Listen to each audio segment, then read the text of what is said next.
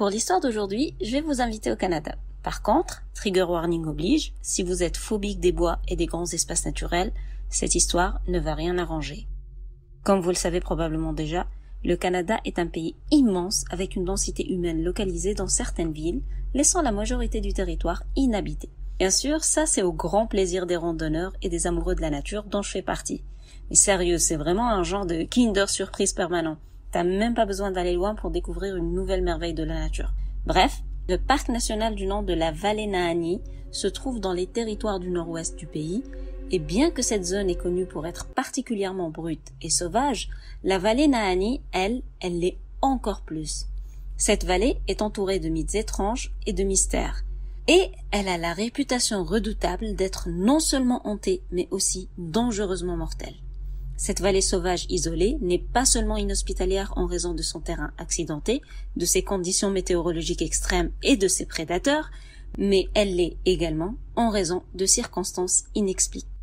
Aujourd'hui, je vais vous parler des innombrables personnes qui ont soit disparu, soit perdu la tête dans cette vallée. Et quand je dis perdu la tête, c'est au sens propre du terme, comme squeak, plus de tête et plus de vie, quoi. Ces incidents ont fait que cette vallée a acquis le doux surnom de la vallée des hommes décapités, donc Valley of Headless Men. Alors voilà, si ton trip est d'écouter des histoires étranges, flippantes, mystérieuses et surtout réelles, t'es tombé sur la bonne chaîne. J'adore lire ces histoires et surtout j'adore les partager ici avec le maximum de personnes. Du coup, n'hésite pas à t'abonner, à liker et à commenter. Ça m'aide vraiment dans le référencement et ça m'encourage à continuer de poster sachant que mon contenu intéresse de plus en plus de monde. Bien sûr, ce qui est encore plus génial, c'est de pouvoir débattre avec vous dans les commentaires. Alors, n'hésitez pas à donner votre avis, vos suggestions d'amélioration ou d'histoire. T'as compris le bail, n'hésite pas à t'exprimer quoi. Pour les personnes qui veulent me suivre ailleurs et me DM, il y a les liens vers mon TikTok et mon Insta sur le lien Snaplink dans la description. Moi c'est Gaïa et je vous souhaite la bienvenue dans un nouvel épisode de Horror Gaïa.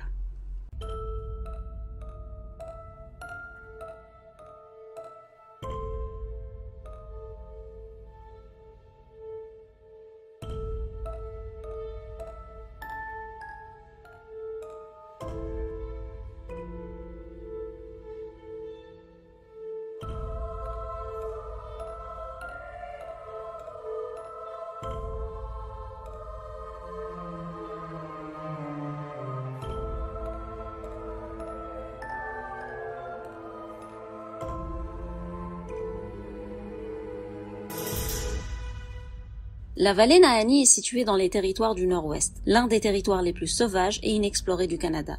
Elle est située au-dessus du 60e parallèle nord, ce qui l'aligne sur le reste des territoires sauvages du Canada, et elle est à 500 km de Yellowknife, la ville la plus proche. La vallée Nahanni est donc l'un des derniers endroits réellement inexplorés au monde. D'ailleurs, si l'envie te prend d'aller la découvrir après ce que je m'apprête à te raconter, sache que rien que l'atteindre est un défi.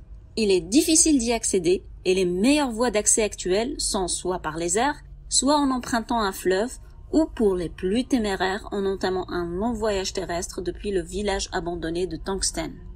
Cependant, sache que les villes et la civilisation dans le nord sont rares et la survie dans la nature sauvage peut être très difficile, voire même fatale pour un voyageur inexpérimenté. En 1978, la vallée Nahanni a été proclamée site du patrimoine mondial de l'UNESCO, et ce grâce à sa beauté naturelle hors du commun, sa géographie unique, ses caractéristiques et la richesse extraordinaire de sa faune et de sa flore. Mais rappelle-toi, elle est aussi tellement inhospitalière à l'humain et sa réputation est tellement malaisante que ce titre ne lui a pas valu plus de visiteurs. La faune est surtout composée de carnivores, notamment les grizzlies et les loups, qui se partagent le territoire en tout bien tout honneur. Du coup, il est rare que des gens soient vus sur ces terres. Historiquement, les Dénés, qui sont des tribus autochtones, ont occupé les terres entourant la vallée Nahanni pendant de nombreux siècles. Mais ils n'auraient jamais vécu le long de la rivière Nahanni et de ses affluents. Donc, ils étaient autour de la vallée, mais jamais dedans. Les histoires des Dénés transmises d'une génération à une autre parlent par contre d'une autre tribu qui y aurait vécu, les Naa. Les Naa auraient été une tribu de guerriers vivant dans les hautes montagnes et descendant dans les basses terres pour piller et tuer. Ils étaient les principaux ennemis des Dénés qui en avaient eu une peur bleue. D'ailleurs, les Dénés ont nommé la vallée Nahanni en référence aux Naa, puisque ça signifie littéralement la rivière du pays du peuple Naha. Ces histoires transmises par les Dénés et le nom de la vallée en soi sont très importants, car ils prouvent qu'une tribu indigène différente habitait autrefois ici. Maintenant, le truc qui est fou est que les Dénés assurent que le peuple Naha a tout simplement disparu à un moment donné. C'est-à-dire qu'un jour, il n'y a plus eu de raids et de massacres car les Naha ne sont plus jamais venus. Ils s'étaient évaporés dans les airs et jusqu'à aujourd'hui, aucune trace d'eux n'a été trouvée, laissant leur histoire totalement enveloppée de mystère. Les Naha ne sont répertoriés que dans les histoires des Dénés et nulle part ailleurs. Maintenant, est-ce que les Naha ont quitté ces terres? Est-ce qu'ils ont été décimés par quelque chose ou est-ce qu'ils ont décidé de se cacher dans la vallée pour ne plus en sortir pour des raisons qui nous échappent? Réellement, personne ne sait et personne n'aurait cherché à savoir s'il n'y avait pas eu ces disparitions et ces morts dans la vallée Nahanni, la rendant, avec son mystérieux peuple disparu, le centre d'intérêt des chasseurs de mystères. Toute la vallée semble maudite, mais un endroit en particulier semble concentrer les événements étranges et terrifier le monde. C'est le 200 Mile Gorge. Les Dénés parlent d'une force maléfique qui y rôderait, et très peu de personnes osent s'y aventurer. En fait, le 200 Mile Gorge est l'épicentre qui a permis la charmante appellation « Vallée des hommes décapités ». Maintenant, il est temps de vous raconter les origines de ce nom. Pour ça, nous allons remonter le temps au début du XXe siècle, à l'époque de la ruée vers l'or. De nombreux prospecteurs voulaient tenter leur chance dans les régions sauvages éloignées, en particulier le Yukon qui était très connu pour les richesses de ses sols. En 1904, 3 de ces prospecteurs, Charlie, Willie et Frank McLeod, qui sont 3 frères habitant déjà dans les territoires du Nord-Ouest, ont décidé de renoncer au Yukon et de tenter leur chance dans la vallée Nahanni. Ils se sont dit que, vu que très peu de personnes ont osé explorer la vallée, s'il y avait de l'or, ils le trouveraient sûrement. Et c'est pas bête. Donc, après un long voyage éprouvant, moyennant des chiens de traîneau, des trains, du trek et des canoës artisanaux, ils se sont retrouvés dans la Flat River qui s'écoule au beau milieu de la vallée. Ils ont remonté cette rivière et à un moment donné, ils ont accosté dans la vallée et ont préparé un campement. Ensuite, les frères se sont installés dans l'eau avec le tamis à or pour faire ce dont ils sont venus pour, en fait, chercher l'or. Et ils n'étaient pas du tout déçus puisqu'il y avait des tonnes et des tonnes d'or. Ils avaient passé toute la journée et la nuit à diguer la rivière jusqu'à ce que tous leurs récipients qu'ils avaient ramenés étaient remplis à ras-bord. Du coup, ils se sont dit qu'ils allaient rentrer, vendre leur or, puis revenir dans la vallée pour en récupérer de nouveau. Maintenant, il faut savoir que la Flat River n'est pas du tout une rivière tranquille, bien au contraire. Elle contient beaucoup de rapides et le courant y est particulièrement puissant, même en dehors des zones de rapides. Du coup, à un moment donné, alors que les frères étaient en train de redescendre la rivière, le canoë étant alourdi par sa cargaison d'or a cédé face au courant de la rivière et tout l'or qu'ils ont amassé était perdu. Les frères McLeod ont réussi à sauver un peu de leur matériel de prospection et leur nécessaire de survie et ont nagé jusqu'à la rive. Ils étaient bien sûr complètement dévastés par la perte de tout cet or et de leur embarcation, mais au moins ils étaient en vie et avaient en leur possession de quoi survivre et de quoi prospecter. Du coup, ils ont construit un autre bateau et ils sont repartis vers le site où ils avaient prospecté l'or pour en chercher encore un peu. Une fois arrivés, ils ont encore une fois installé leur campement, puis ils ont commencé à tamiser le fond de la rivière. Sauf que cette fois, aucun or n'a été retrouvé. Le lendemain, ils ont juste décidé de partir. Ils sont montés à bord de leur canoë, ont redescendu la rivière et sont rentrés chez eux. Une fois chez eux, ils ont commencé à parler de leur aventure dans la vallée Nahanni et de leur intention d'y revenir pour chercher plus d'or. Charlie, le plus vieux des 3 frères, était très réticent à retenter l'aventure vers la vallée. Il voulait avoir l'or, mais ce second voyage, il le sentait pas. Le fait qu'ils avaient échappé de peu à une mort noyée lui a donné un très mauvais pressentiment. Du coup, il a fini par dire à ses frères de partir seuls s'ils le souhaitaient, mais que lui, il voulait rester chez lui. Plusieurs mois se sont écoulés et les frères McLeod étaient en train de se préparer au mieux pour ce second voyage. Jusqu'en 1905, où ils sont repartis avec un ami du nom de Robert Weir, qui remplaçait Charlie. Ils n'ont pas dit combien de temps ils devaient s'absenter, ils n'ont envoyé aucune lettre et personne ne les a vus pendant des semaines. Mais à ce moment, Charlie n'était pas inquiet parce qu'il savait qu'il y avait énormément d'or dans cette vallée et du coup il s'est dit que probablement ils étaient tombés sur un bon spot et que maintenant ils étaient riches et probablement qu'ils avaient décidé de passer l'été ou même l'année dans la vallée à amasser des richesses. Puisque Charlie n'était pas inquiet pour eux, personne ne l'était. Ce qui est logique en somme. Un an s'est écoulé sans aucune nouvelle de Willie, de Frank ou de Robert. Mais Charlie maintenait son avis. Il disait que les trois étaient expérimentés et qu'ils avaient probablement beaucoup d'or à gérer pour le ramener jusqu'à la civilisation et que probablement ils reviendraient dans 2-3 mois. Maintenant, les trois hommes étaient partis depuis 2 ans entiers et toujours sans nouvelles. Alors Charlie a décidé d'aller les rejoindre pour vérifier si tout allait bien. Il a commencé à s'inquiéter, quoi. Il a alors monté une expédition de 4 hommes pour remonter jusqu'à la vallée Nahanni et retrouver ses frères et son ami. Après un long voyage laborieux, ils ont réussi à atteindre la vallée. Et alors qu'ils remontaient le courant tumultueux de la Flat River, ils essayaient de regarder sur les rives pour un signe des frères ou de Robert, mais sans succès. Ils ont remonté la rivière jusqu'à son origine, qui est la South Nahanni River. Et de ce point, ils ont suivi le courant de la South Nahanni River, toujours à la recherche de n'importe quel signe de vie. Il faut savoir que le long de la South Nahanni River, il y a 4 canyons à traverser. Le 4e, le 3e, le 2nd et le 1er. Alors que l'expédition descendait la rivière, ils ont pris un virage à 45 degrés, ce qui est très serré et qui s'appelle d'ailleurs le Big Bend, ce que je traduirai par la grande courbure. Et juste après ce virage, ils se sont retrouvés dans le second canyon qui s'étend sur 16 km de rivière. Il faut savoir que les canyons sont très massifs et ont des falaises abruptes qui s'élèvent à plus de 900 mètres d'altitude. Et qu'à certains endroits, l'eau elle-même devient hyper profonde et atteint des centaines de mètres. Particulièrement le second canyon a presque pas de plage, c'est-à-dire que les falaises sont quasiment à même l'eau, du coup il est très difficile d'y accoster. Aussi, creusé très haut dans la roche du canyon, on pouvait distinguer des caves, mais vu qu'elles étaient difficiles d'accès, personne ne savait ce qu'il y avait dedans. Donc, pour vous donner l'image, une fois dans ce canyon, tu es comme piégé par des parois immenses des 2 côtés et une eau profonde. Ton environnement est bien plus sombre à cause des canyons qui bloquent la lumière et tu te sens comme observé à cause de ces caves inaccessibles pour toi. Tout comme Charlie et son expédition, tu n'as aucun autre choix que de traverser les 16 km pour quitter le canyon et pouvoir accoster. Alors que l'expédition s'approchait du fin du second canyon et que les plages commençaient à devenir un peu plus larges, ils ont vu une tente monter entre les arbres. Les hommes ont alors accosté et juste au moment où ils l'ont fait, ils avaient une vue très claire de la tente et de tout ce qui l'entourait. Et ils avaient surtout remarqué un corps affalé à terre juste à côté de la tente. Ils ont couru en direction de la tente et une fois sur place, ils étaient horrifiés de voir que le corps était sans tête, que les vêtements étaient déchirés et brûlés et que la personne avant de mourir semblait avoir voulu attraper un fusil à côté sur un arbre car il avait le bras droit tendu en sa direction. Les hommes ont contourné le corps et sont allés voir l'autre côté de la tente où se trouve l'entrée. Et à l'intérieur, ils ont été encore horrifiés de trouver un autre corps en décomposition. Le corps était à moitié dans la tente et recouvert d'un genre de couverture. Lorsqu'ils ont ôté cette couverture, ce second corps n'avait pas de tête non plus. Tout semblait indiquer que les hommes dormaient lorsqu'ils ont été attaqués et qu'ils avaient tenté de se défendre. Les hommes ont cherché les têtes dans toute la zone entourant le camp sans succès.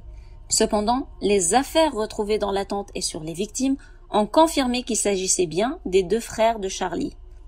Un truc assez intriguant qui a été trouvé sur ce camp de la mort était une gravure sur un arbre à côté de la tente qui disait que les 2 frères MacLeod et leur ami ont trouvé de l'or.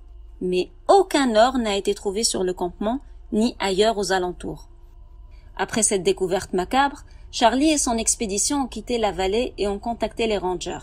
La police a lancé une battue, mais Robert Weir n'a pas été trouvé sur ce camp et ne sera jamais officiellement retrouvé. Je dis officiellement parce que plusieurs mois plus tard, un peu plus loin le long de la rivière, un autre corps sans tête sera retrouvé. Ce corps sera attribué à Robert Weir, mais sans aucune confirmation, car rien ne pouvait le confirmer à 100%. Après enquête, la police a conclu que les 3 hommes étaient morts de faim et qu'après leur décès, les animaux sauvages les ont ravagés. C'est pour ça que le corps de Robert était si éloigné des 2 autres et que les têtes manquaient. Charlie, quant à lui, n'a pas du tout cru à cette explication. Pour lui, ses frères et son ami ont été attaqués par des tribus autochtones qui vivaient sur ces terres. Lorsque cette histoire a fait la une des journaux à l'époque, 2 théories ont divisé la population. La première voulait que Robert Weir ne soit pas mort, que lorsqu'ils ont trouvé l'or, il a tué ses associés pour s'enfuir avec tout le pactole, et la deuxième stipulait que les 3 hommes ont été attaqués par quelque chose ou quelqu'un et que ça a dû être terrifiant.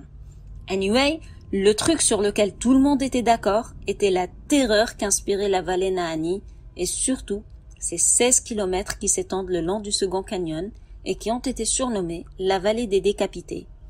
Donc, malgré l'appel de l'or dans ce secteur, aucun prospecteur ne voulait l'or au prix de sa vie, et la vallée est restée pendant des années sans visite. Au fil des ans, de nombreuses personnes ont tenté de discréditer les mystérieuses décapitations de la vallée Nahanni. Certains ont même prétendu que les cadavres sans tête des frères MacLeod n'étaient pas vraiment sans tête, car ils auraient seulement pu être identifiés par le reste de cheveux sur leurs crânes respectifs. Évidemment, il n'y a aucune preuve pour cette théorie, et de toute façon, discrédit ou pas, les morts ont continué de s'accumuler dans la vallée Nahanni. En 1913, un prospecteur suisse du nom de Mark Jorgensen a décidé de tenter sa chance dans la vallée Nahanni, malgré les histoires macabres qu'il entendait à son sujet. Mark voulait juste l'or. Tout seul, Mark a fait ce voyage éprouvant jusqu'à la vallée et a trouvé un spot à environ 112 km au-dessus de la vallée des décapités.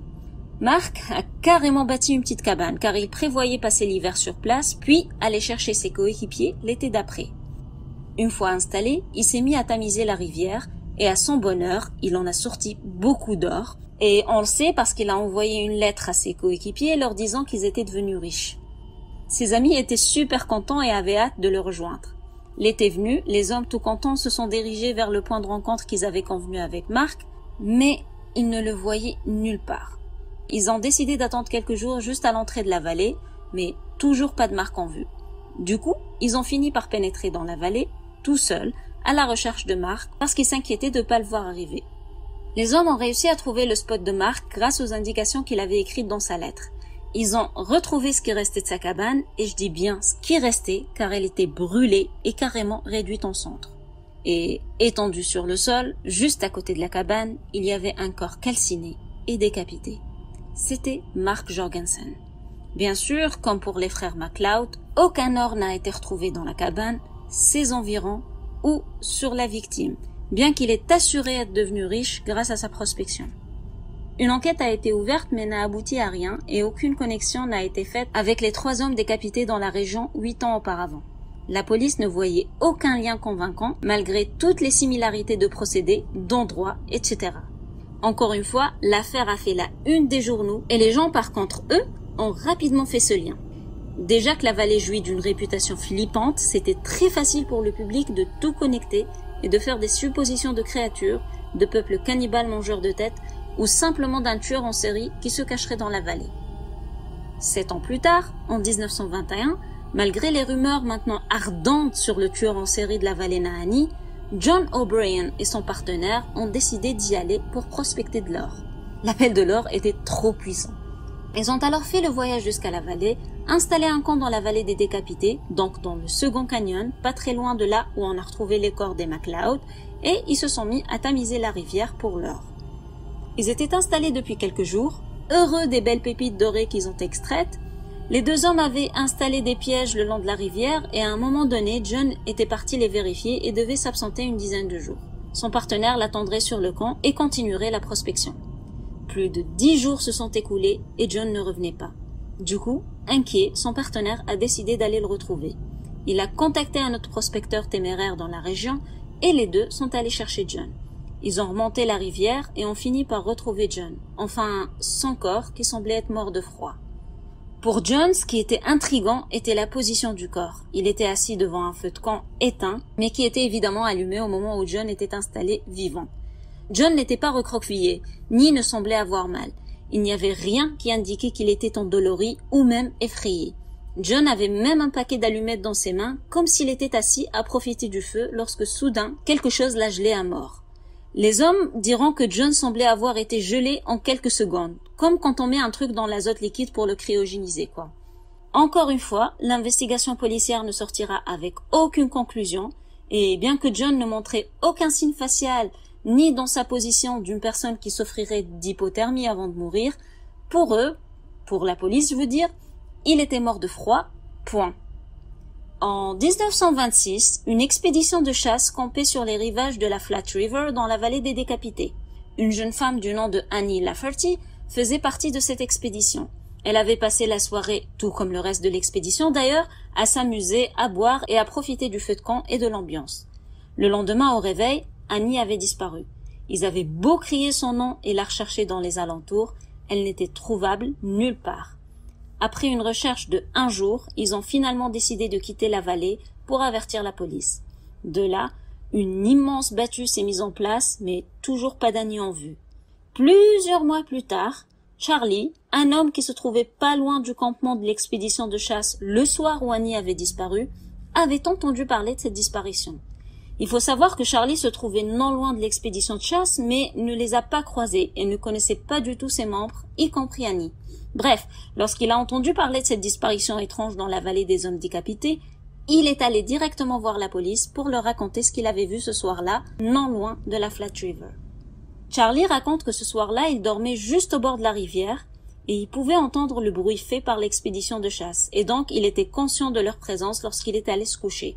Plus tard dans la nuit, il s'était fait réveiller par le bruit des cailloux qui tombaient dans l'eau.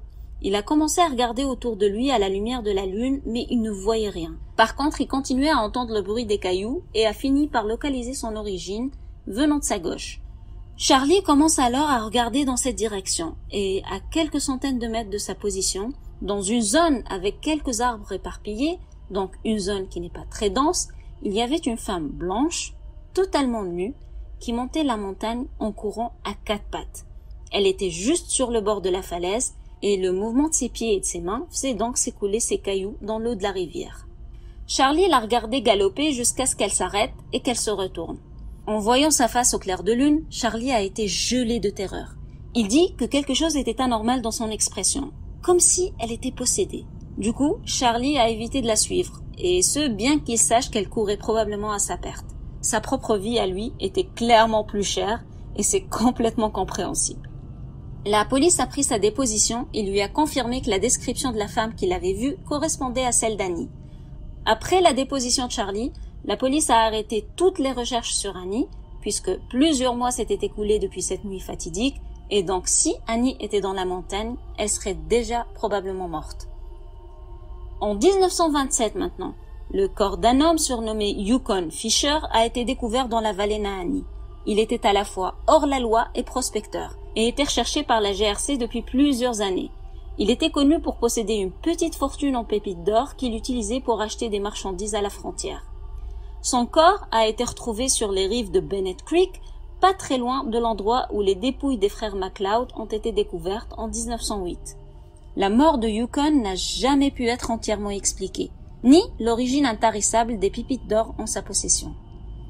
En 1931, un autre prospecteur a décidé de lui aussi tenter sa chance dans la vallée Nahanni. Il s'appelait Phil Powers.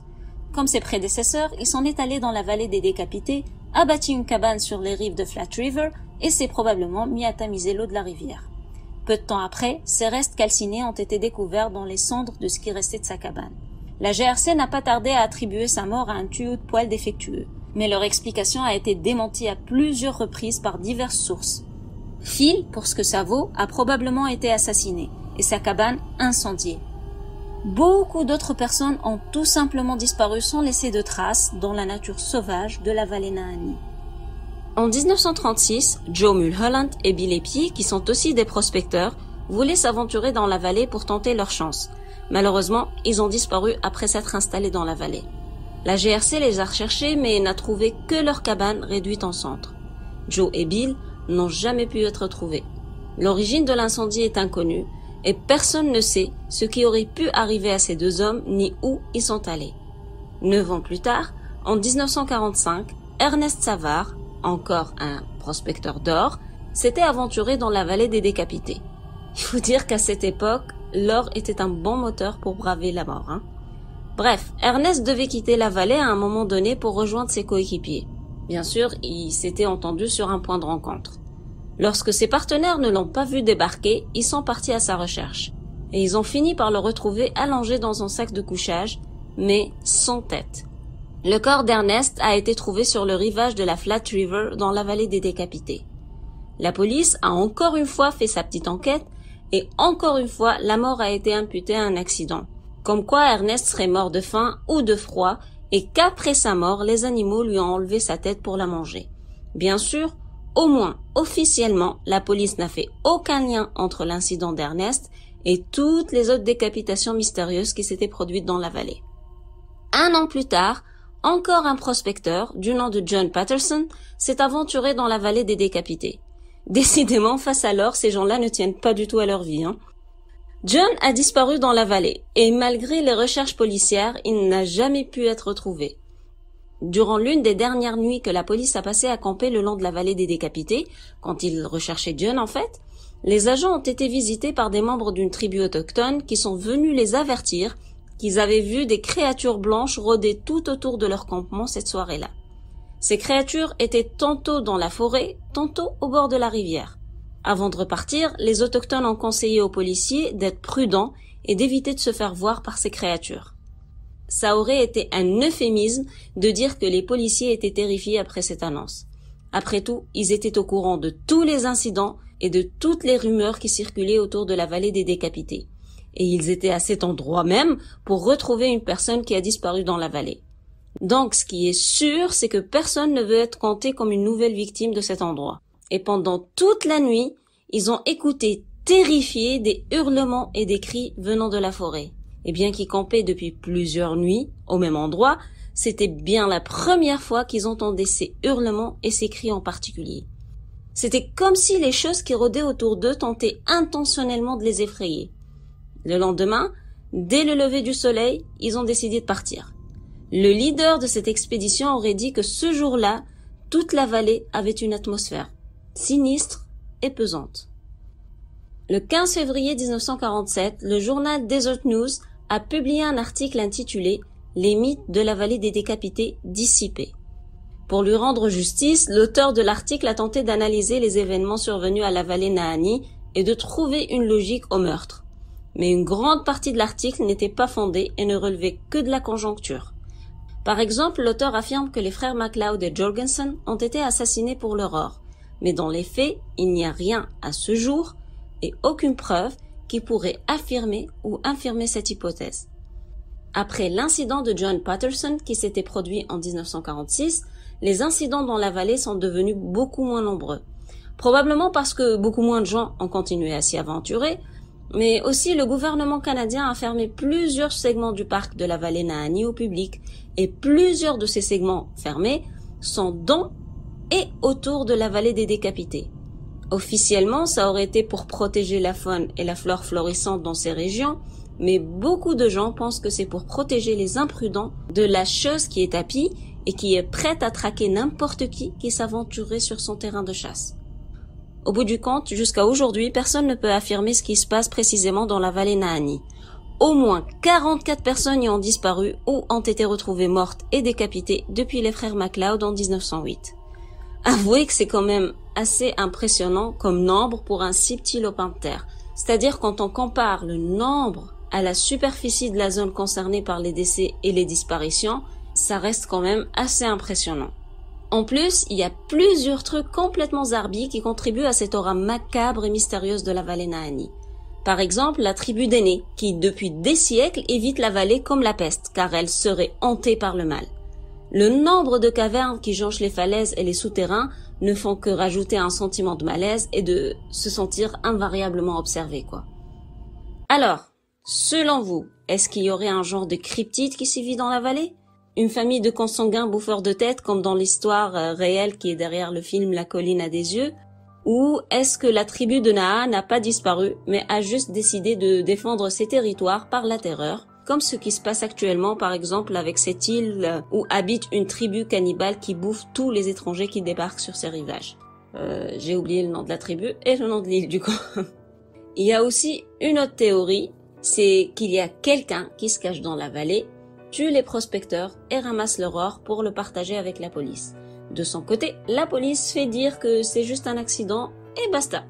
Ou bien, la police, officiellement, elle parle d'accident et ne fait pas de lien entre les incidents pour ne pas alerter le public plus que ça, car probablement qu'à l'époque, les gens étaient déjà en panique et beaucoup de curieux auraient décidé d'aller s'aventurer dans la vallée pour y perdre la vie, quoi.